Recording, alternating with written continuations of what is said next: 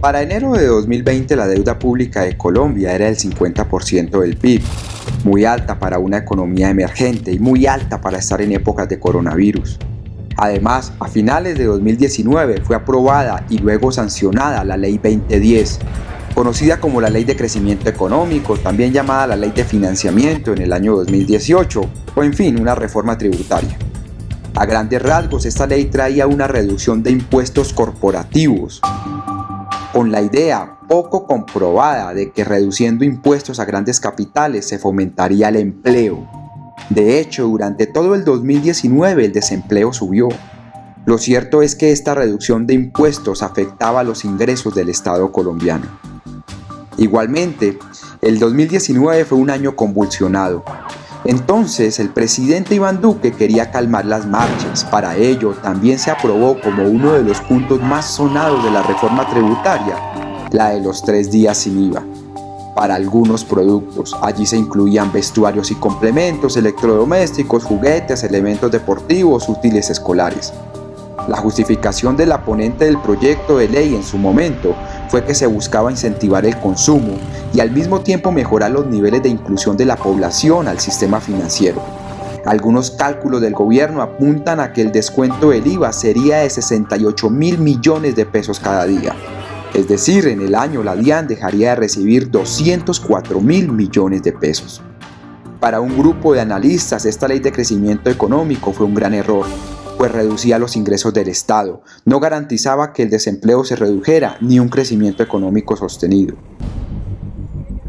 En todo caso, la situación se complicó con la llegada del nuevo coronavirus, ya que el desempleo se disparó, la contracción económica será increíble y sobre todo, ante la emergencia el Estado necesita flujo de caja en un ambiente de reducción de ingresos.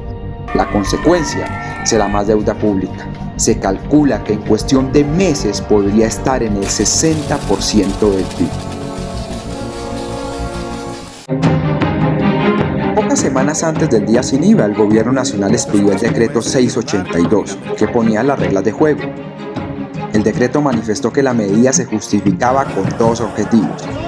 Por un lado, para que se promoviera la reactivación de la economía y por otro, para que se beneficiara al consumidor final. Por esta razón, también se incluyeron la categoría de algunos productos del ACA.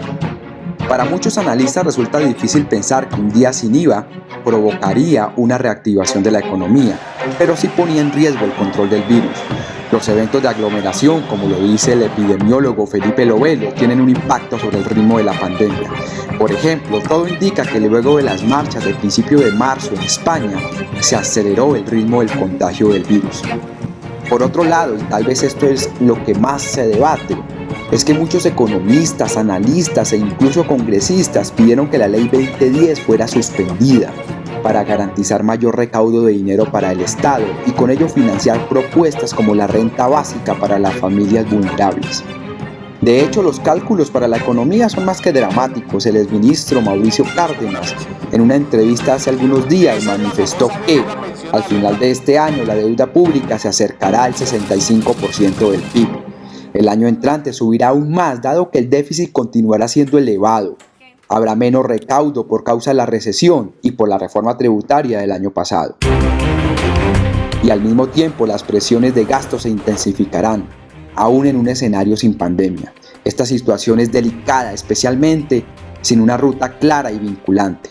Incluso el exministro va más allá y habla de una estabilidad financiera muy compleja, pues más allá de la coyuntura del COVID-19, el gobierno no va a querer retirar los programas sociales que acaba de introducir como ingreso solidario. El costo político de retirarlos sería muy alto. Esto significa que una parte del aumento del gasto actual será permanente. Otro elemento que hay que considerar son las garantías que da el gobierno a los créditos a través del Fondo Nacional de Garantías. Si esos créditos se deterioran, habrá que pagar esa cuenta el año entrante y el siguiente. Para el gobierno, el día sin IVA tuvo una valoración positiva, pues en más del 90% de los lugares transcurrió de forma normal, y los eventos de aglomeración fueron la excepción.